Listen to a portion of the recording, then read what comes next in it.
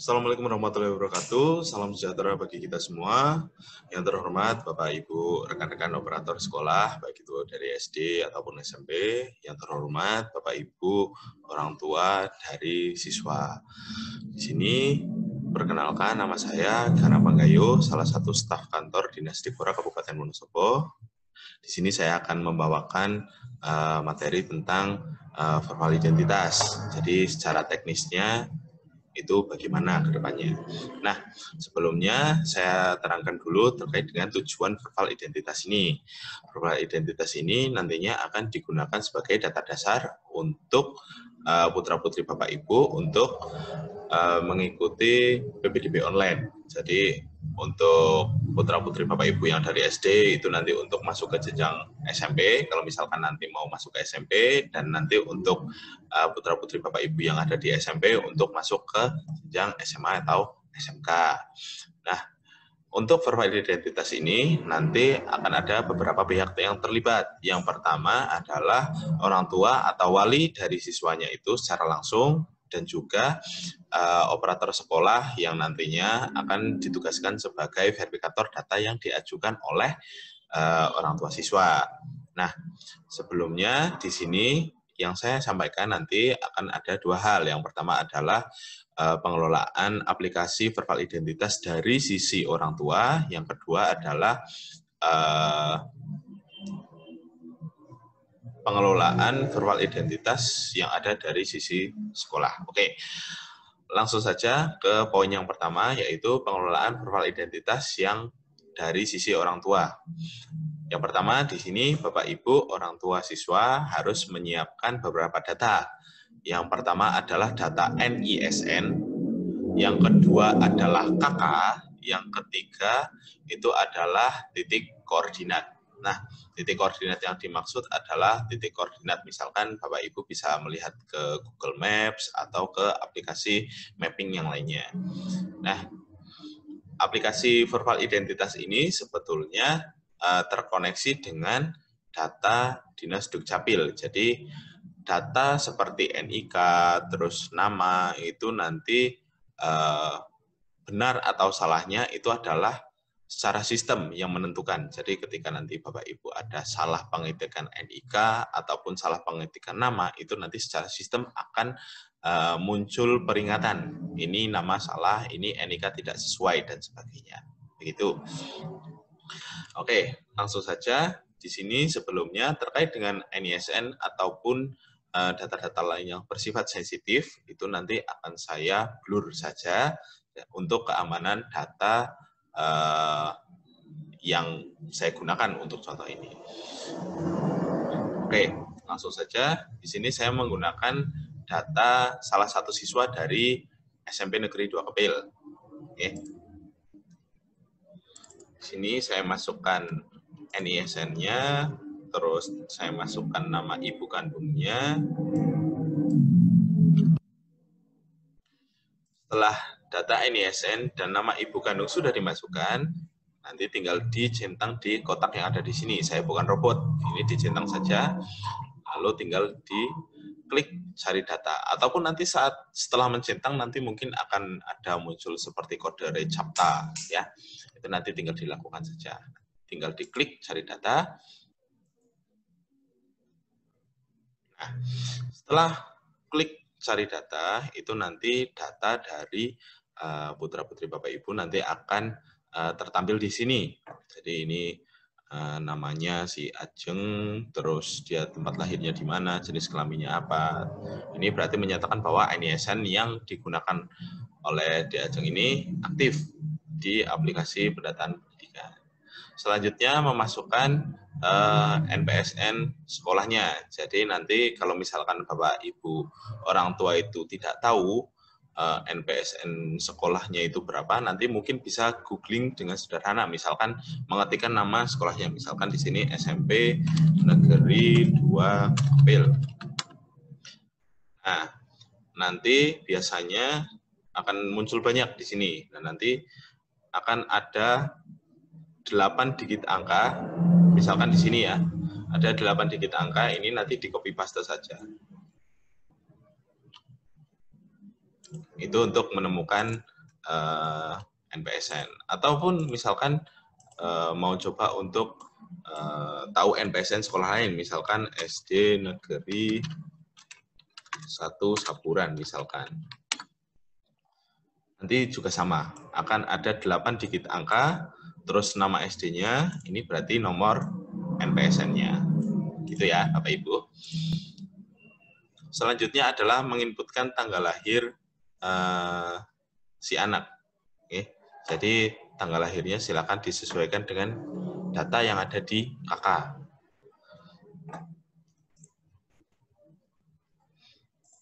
Oke, terus dimasukkan juga NIK-nya.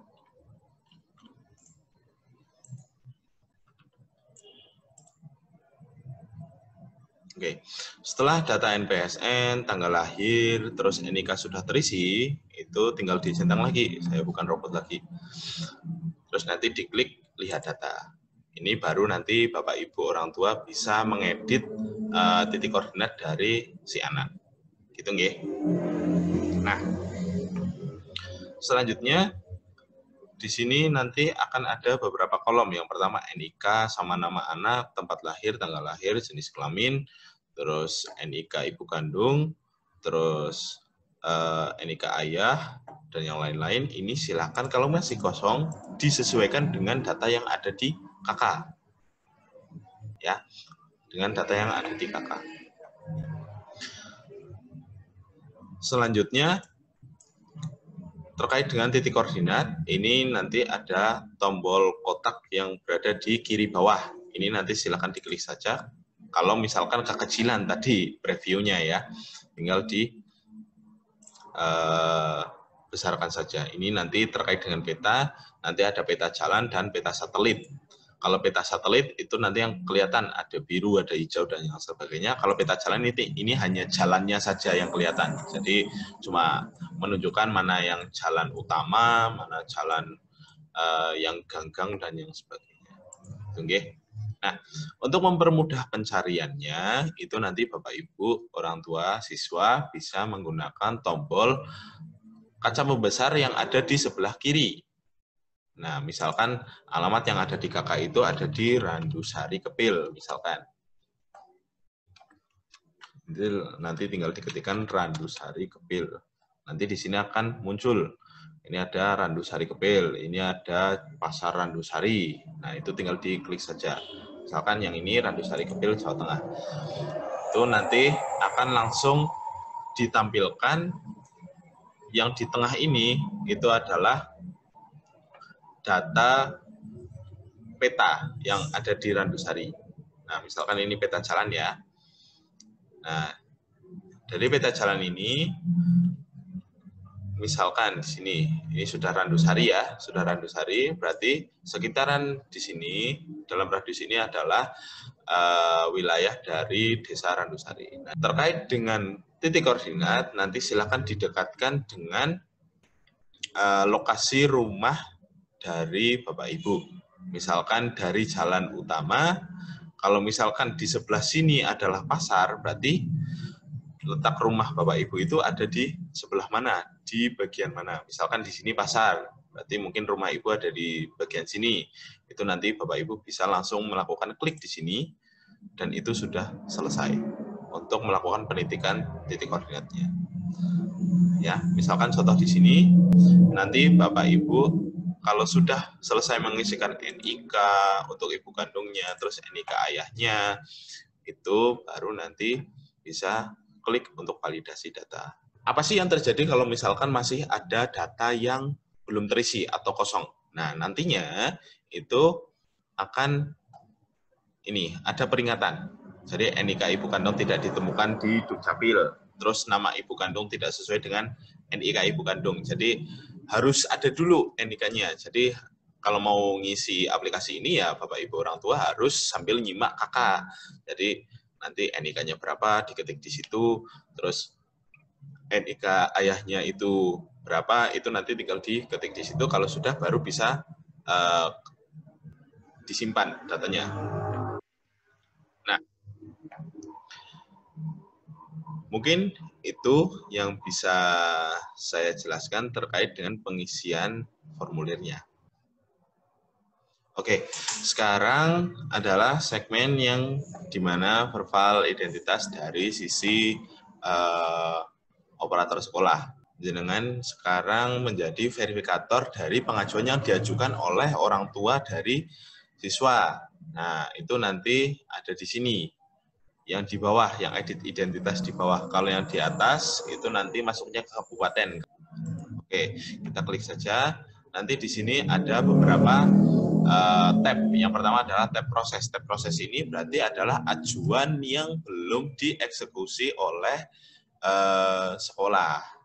Oke, jadi kalau misalkan numpuk di sini banyak, berarti sudah banyak yang mengajukan ke sekolah, cuman sekolah belum melakukan verifikasi. Nah, verifikasinya itu nanti karena ini memang belum ada yang mengajukan ya, jadi datanya masih kosong. Cuman nanti kalau misalkan sudah ada yang mengajukan, biasanya di sini nanti akan tertampil NIK-nya berapa, NISC-nya berapa, terus namanya siapa. Nah, nanti di bagian sini, di paling kiri itu ada gambar kaca pembesar. Yang kalau diklik nanti akan kelihatan ada data lama dan data baru. Nah, yang perlu diverifikasi adalah terkait dengan titik koordinatnya. Jadi jenengan Bapak Ibu operator, baik itu SD atau SMP harus membandingkan antara data yang ada di kakaknya si anak. Jadi kan berkas si anak kan ada ya di sekolah, seperti kakak, akta kelahiran kan ada pasti. Nah itu nanti silakan disocokkan antara kakak dengan titik koordinat yang diajukan. Misalkan ya, di kakak itu alamat rumahnya si anak itu ada di Andong Sili, semisal.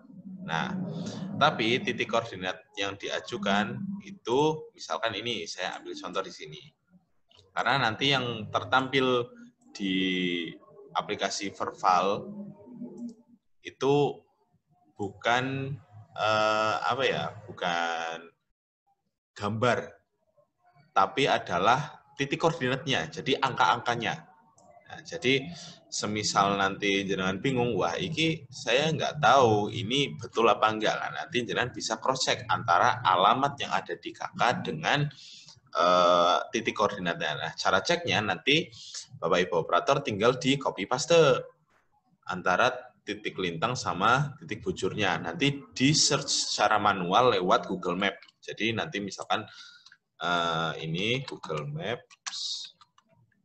Terus saya pastikan salah satu contoh titik koordinatnya.